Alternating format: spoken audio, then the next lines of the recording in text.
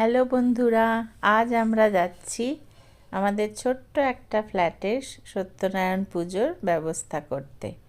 আমার ননদের মেয়েও চলে এসেছে, আমার মেয়ে আর ননদের মেয়ে সবাই মিলে আমরা সব পুজোর আয়োজন শুরু করে দিয়েছি। ঠাকুরমশাইও এসে গেছিলেন, উনি খুব সুন্দর করে পুজো শুরু করলেন। চলো দেখে নিই একটু কীরকম পুজো হচ্ছে।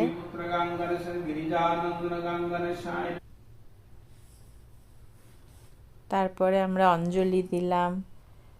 এবারের পুজোয় আমরা আর কাউকেই ইনভাইট করিনি, কারণ জায়গাটা হচ্ছে একটু দূরে, বাগালুরে। তো ছোট্ট একটা ফ্ল্যাট আমরা কিনেছি ইনভেস্টমেন্ট পারপাসে। তো পুজো করে নিচ্ছি, কারণ এরপরে আমরা এতে রেন্ট বসাবো। যজ্ঞ শুরু হয়ে গেছে।